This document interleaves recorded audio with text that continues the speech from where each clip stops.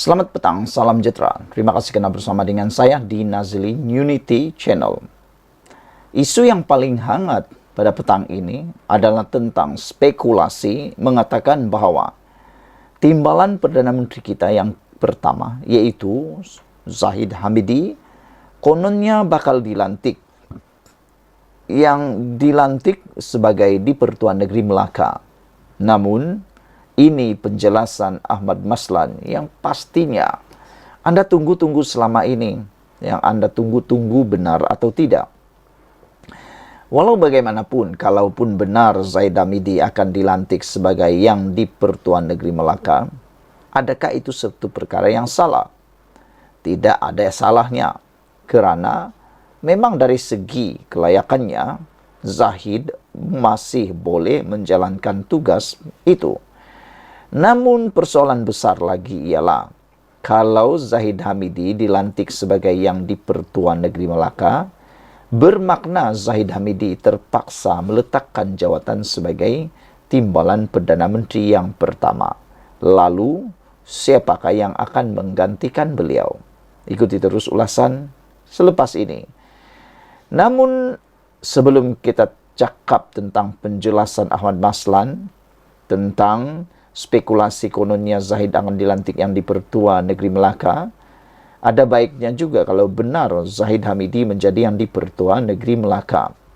Hal ini kerana beliau akan meninggalkan jawatan timbalan Perdana Menteri yang beliau pikul selama ini. Ada yang mengatakan bahawa sebenarnya Zahid Hamidi menjadi liability kepada Anwar Ibrahim di Putrajaya. Jadi kalau Zahid Hamidi meletakkan jawatan sebagai timbalan Perdana Menteri dan menjadi yang di Pertuan Negeri Melaka, mungkin liability itu akan hilang. Datuk Seri Ahmad Maslan menafikan spekulasi kononnya Datuk Seri Dr. Ahmad Zahid Hamidi bakal dilantik sebagai yang di Pertuan Negeri Melaka baharu dalam masa terdekat. Maknanya, tiadalah. Ahmad Maslan telah menafikan spekulasi tersebut. Timbalan pengerusi UMNO Johor itu hanya menggeleng kepala apabila diberitahu laporan melibatkan Presiden UMNO tersebut tular menerusi media sosial sejak semalam. Cerita itu tidak benar sama sekali, tegasnya secara ringkas. Apabila ditanya pemberita mengenai beberapa hantaran yang disiarkan warganet, berhubung spekulasi berkenan susulan pengumuman timbalan Perdana Menteri itu, membayangkan beliau di penghujung perkhidmatan sebagai ahli Parlimen Bagan Datuk.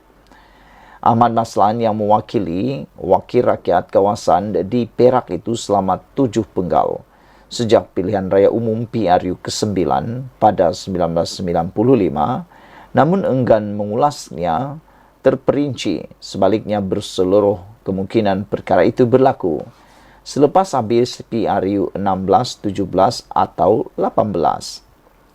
Menjelaskan lanjut, Ahmad Maslan yang juga ahli Parlimen Pontian di Johor dan bekas ahli Majlis Kejahatan Tinggi UMNO berkata, beliau pun tidak tahu menahu mengenai spekulasi itu. Dari mana pula kamu, wartawan, dapat cerita ini? Soal Ahmad Maslan. Selepas menyaksikan pelepasan misi kedua bantuan Ops Ishan di lapangan terbang antarabangsa di Kuala Lumpur di sini lewat malam tadi. Ketika ini, jawatan yang di Pertuan Negeri Melaka disandang oleh Tun Dr. Muhammad Ali Muhammad Rustam sejak dilantik pada 4 Jun 2020 lalu bagi menggantikan Tun Muhammad Khalil Yaakob. Pelantikan bekas Ketua Menteri Melaka itu sebagai Ketua Negeri tersebut melakar sejarah apabila muncul selaku individu kelahiran Melaka pertama memegang jawatan berkenan. Sebelum itu, 6 penyandang yang di Pertuan Negeri Melaka merupakan orang luar dan situasi tersebut janggal berbanding 3 negeri tiada beraja yang diisi individu tempatan. Sekian dulu untuk kali ini. Jangan lupa tinggalkan komen Anda, tekan butang subscribe. Malaysia kita punya, kita juga sama-sama cintai Malaysiaku. Kita jumpa lagi. Bye-bye. Selamat petang, salam sejahtera. Terima kasih karena bersama dengan saya di Nazilin Unity Channel. Adakah dengan pendedahan luar biasa berani ini yang dipetik daripada mykmu.net akan menyebabkan ada rombakan besar-besaran dalam Parti Bersatu dan akan menyebabkan nama-nama besar seperti Muhyiddin Yassin, Hamzah Zainuddin akan digantikan oleh muka baru. Menjadi persoalannya ialah adakah bakal berlaku rombakan besar-besaran dalam kepimpinan Parti Bersatu. Memandangkan ramai pihak sudah mengatakan bahwa semua perkara yang sedang berlaku di dalam Parti Bersatu, keretakan dalaman, masalah dalaman dalam Parti Bersatu mungkin disebabkan oleh kelemahan kepimpinan daripada Muhyiddin Yassin dan juga Hamzah Zainuddin, kata beberapa pemimpin. Ada yang daripada amanah, ada juga daripada orang-orang penganalisis politik. Namun apa pula pendapat Anda? Namun menurut Edin, pemimpin Bersatu perlu diubah. Seorang pemimpin Bersatu mendakwa, parti itu memerlukan perubahan pimpinan tertinggi untuk menghadapi PRU 16, tetapi mesti dilakukan secara tertib. Ahli Majlis Pimpinan Tertinggi Edin Sazli Syed berkata, parti itu akan mengadakan pemilihan tahun depan, mempunyai kelompangan atau kelemahan yang perlu diisi, supaya lebih mantap membantu Perikatan Nasional (PN). Adakah dimaksudkan ini adalah mengubah ataupun memecat Muhyiddin Yassin dengan tanda petik memecat atau menggantikan Muhyiddin Yassin? Bekas ahli parlimen Kuala Pilah itu tidak memperincikan kekurangan yang dimaksudkan dalam parti yang diketuai. Muhyiddin Yassin berkenan atau menamakan mana-mana pemimpin yang harus berundur atau diganti. Namun, beliau merujuk peralihan sokongan 4 ahli parlimen Bersatu kepada Perdana Menteri Anwar Ibrahim dengan alasan demi pembangunan serta kebajikan kawasan diwakili mereka. Mereka terdiri daripada Iskandar Zulkarnain Abdul Khalid Golakangsar, Suhaili Abdul Rahman Labuan, Azizi Abu Naim Gua Musang, dan Zahari Kecik Jeli. Edin turut berkata, pemimpin seperti Ketua Pembangkang Hamzah Zainuddin yang kini memikul tugas Setiausaha Agung Bersatu berkebolehan menggalas tanggung jawab lebih besar. Adakah dengan ini memaksudkan Hamzah Zainuddin bakal akan menggantikan Muhyiddin Yassin? Dan layakkah Hamzah Zainuddin menggantikan Muhyiddin Yassin? Kata Edin, saya tengok ramai tokoh dalam Bersatu seperti Setiausaha Agung yaitu Hamzah Zainuddin mungkin boleh memberikan penambahbaikan kepada parti. Tetapi kena ada tertibnya. Mana-mana individu nak memimpin Bersatu, nak lakukan perubahan, tertib kena ada, kata beliau. Tak bermakna Setiausaha Agung nak gantikan presiden macam tu sahaja. Mesti ada formula, katanya kepada FMT. Sebelum ini, FMT memetik sumber parti melaporkan Hamzah Zainuddin yang juga ahli parlimen Larut dijangka antara calon utama yang disebut-sebut mengisi kerusi nombor 1 Bersatu jika Muhyiddin memutuskan tidak bertanding pada pemilihan akan datang. Sementara itu, Edin berkata, mana-mana pemimpin perlu berjiwa besar, melepaskan jawatan sekiranya tidak lagi mampu memikul tanggung jawab. Kalau kita memikirkan diri kita saja dan cuba-cuba tak boleh pergi, kita tak nampak kelemahan kita, tapi orang sekeliling kita nampak. Kita kena terima hakikatnya itu, kata Edin. Bekas pengerusi Perikatan Nasional Negeri 9 itu berkata, Perhimpunan Agung Tahunan Bersatu minggu depan perlu dimanfaatkan sebaiknya oleh kepimpinan tertinggi untuk mendengar pandangan sebenar akar umbi tanpa ada sekatan, kata beliau kepada FMT. Pimpinan Bersatu perlu diubah, itu yang dikatakan oleh Edin. Sekian dulu untuk kali ini. Jangan lupa tinggalkan komen Anda, tekan butang subscribe. Malaysia kita punya, kita jaga sama-sama, cintai Malaysiaku. Bye-bye. Selamat datang, salam sejahtera. Terima kasih karena bersama dengan saya di Nazli Unity Channel. Ini berita terkini yang kita terima daripada Mahkamah Tinggi Malaysia yang telah pun menolak dan telah mengesahkan bahawa Bersatu gagal mengosongkan empat kerusi parlimen di Sabah. Ini satu perkara yang memang agak menyedihkan untuk parti Bersatu kerana dijangkakan kononnya empat kerusi parlimen Sabah itu akan berjaya diperoleh semula oleh parti Bersatu. Ini rentetan daripada tindakan mereka menyokong GRS. GRS, GPS. Tapi akhirnya apa yang berlaku?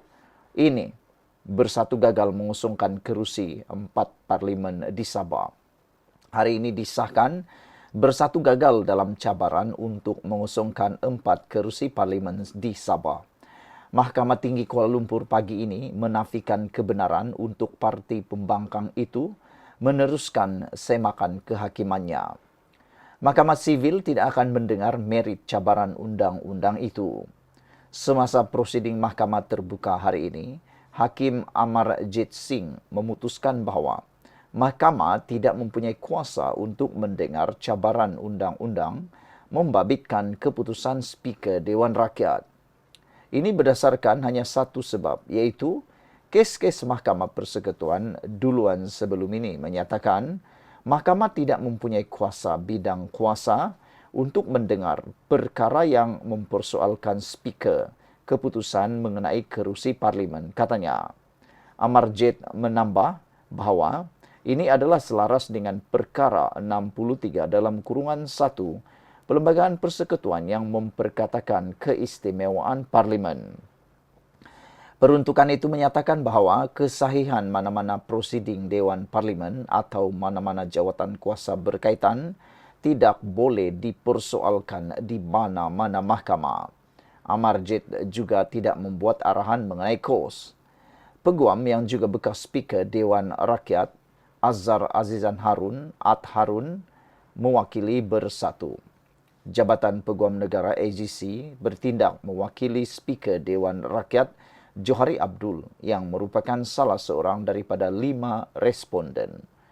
Peguam Firuz Hussein Ahmad Jamaluddin mewakili 4 lagi responden yang merupakan ahli Parlimen Sabah iaitu Armizan Muhammad Ali Papar, Khairul Firdaus Akbar Khan Batu Sapi, Jonathan Yasin Ranau dan Matbali Musa Sipitang. Pada 17 April, Bersatu memfailkan tindakan undang-undang terhadap Johari dan 4 ahli Parlimen Sabah berkenaan. 2 pemohon ialah Naib Presiden Bersatu Ronald Kiandi dan Setiausaha Kerja Bersatu Muhammad Suhaimi Yahya. Bersatu memohon perintah untuk membatalkan keputusan yang dibuat Johari melalui surat bertarik 16 Januari yang menyatakan 4 ahli parlimen itu telah menjelaskan dan mengesahkan bahawa tiada kerusi parlimen kosong berdasarkan tafsiran Perlembagaan Gabungan Rakyat Sabah GRS dan Bersatu. Bersatu juga memohon pengisytiharan bahawa 4 ahli parlimen itu telah tidak lagi menjadi ahli Dewan Rakyat selaras dengan perkara 49A Perlembagaan Persekutuan serta perintah supaya Johari mengesahkan 4 kerusi itu sebagai kosong. Bersatu juga memohon perintah agar Johari memaklumkan kepada Perserohanjaya Pilihan Raya SPR mengenai kekosongan itu dalam tempoh 21 sehari selepas perintah itu. Pada pilihan raya umum ke-15, 4 ahli parlimen itu dipilih di bawah tiket GRS, termasuk Bersatu sebagai ahli gabungan. Bagaimanapun, GRS menamatkan pakatannya dengan Bersatu selepas pilihan raya. Bersatu berhujah bahawa pada 10 Disember tahun lepas, pengerusi GRS Haji Jinor mengeluarkan kenyataan media memaklumkan 4 ahli parlimen itu telah memutuskan untuk meninggalkan parti itu. Pemohon mendakwa lebih seminggu kemudian pada 19 Disember semasa sidang parlimen pertama selepas PRU 15, Empat ahli parlimen itu duduk di blok kerajaan yang jelas menunjukkan hasrat mereka untuk meninggalkan Bersatu. Bersatu menegaskan bahawa Setiausaha Agungnya kemudian mengeluarkan notis pemecatan kepada 4 ahli parlimen itu pada 21 Disember tahun lepas, memaklumkan mereka tidak lagi menjadi ahli parti. Bersatu mendakwa memandangkan pemecatan berlaku selepas pilihan raya, kerusi parlimen kosong mengikut perkara 49E dalam kurungan 3 Perlembagaan Persekutuan. Sekian dulu untuk kali ini. Jangan lupa tinggalkan komen Anda, tekan butang subscribe. Malaysia kita punya, kita jaga sama-sama. Cintai Malaysiaku. Bye-bye. Selamat datang, salam sejahtera. Terima kasih kerana bersama dengan saya di Nazilin Unity Channel. Dr. Mahathir tak buat apa-apa. Kekang rasuah dalam UMNO, kata pemimpin pemuda. Apa pendapat Anda? Dan pastinya isu kali ini paling panas sekali. Wan Hassan berkata, bekas Perdana Menteri iaitu Tun Mahathir Mohamad sebenarnya mempunyai kuasa dan tanggungjawab memerangi rasuah dalam parti sendiri. Seorang pemimpin UMNO menuduh Dr. Mahathir Mohamad sebagai hipokrit kerana tidak menerima tanggungjawab atas budaya rasuah parti itu dengan mendakwanya tidak melakukan apa-apa bagi menangani masalah berkenaan. Pengerusi Tetap Pemuda UMNO Wan Hassan berkata, selaku Presiden UMNO ketika itu, Mahathir mempunyai kuasa dan tanggungjawab memerangi rasuah dalam parti sendiri. Beliau yang mengawal segala-galanya dan boleh menghentikan sebarang salah laku, kata beliau. Anda, Mahathir, adalah ketua kerajaan dan parti. Anda mempunyai kata putus dalam semua perkara. Jadi, jika wujud rasuah dalam UMNO, Anda sebagai Perdana Menteri dan Presiden parti sepatutnya mengambil tindakan, katanya kepada FMT. Mahathir menjadi Presiden UMNO kira-kira 22 tahun, dari tahun 1981 sehingga persaraannya pada tahun 2003. Serentak tempoh beliau menjadi Perdana Menteri untuk kali pertama. Dalam siri audio siar keluar sekejap sebelum ini, Mahathir berkata bukan kerja beliau untuk mengarahkan pihak berkuasa menangani masalah rasuah dalam UMNO pada tahun 1990-an. Katanya, pihak berkuasa tidak sepatutnya menunggu arahan untuk bertindak jika menyedari berlaku sebarang penyelewengan. Beliau berkata, walaupun sedia mengambil tanggung jawab terhadap isu yang timbul ketika menjadi Presiden UMNO, beliau tidak boleh dipersalahkan atas budaya rasuah parti. Tetapi Wan berkata, Presiden parti perlu bertanggung jawab sepenuhnya terhadap sebarang rasuah yang berlaku di bawah kepimpinannya. Beliau wajar dipersalahkan. Beliau pemimpin kita. Beliau membenarkannya berlaku dan tidak berbuat apa-apa, kata beliau lagi. Beliau membuat bandingan dengan tempo Najib Razak menjadi Presiden UMNO, di mana bekas ahli parlimen pekan itu mengambil langkah bagi mengurangkan pengaruh politik wang dalam UMNO dan menambah jumlah perwakilan yang layak menghadiri serta mengundi dalam Perhimpunan Agung Tahunan Parti. Ketika Najib mengambil alih parti daripada Abdullah Ahmad Badawi, beliau tahu politik wang berleluasa, jadi beliau mengambil tindakan. Beliau tahu mempunyai jumlah perwakilan kecil akan membawa kepada rasuah. Orang boleh membeli undi ketika pemilihan parti. Oleh itu, beliau menambah jumlah perwakilan kerana bagi memastikan kos membeli undi adalah tinggi, kata beliau lagi. Saudara-saudara sekalian, itulah dia pendedahan paling panas sekali untuk malam ini. Dr. Mahathir tak buat apa-apa kekang rasuah dalam UMNO, kata pemimpin pemuda. Sekian dulu untuk kali ini. Jangan lupa tinggalkan komen Anda, tekan butang subscribe. Kita jumpa lagi. Bye-bye.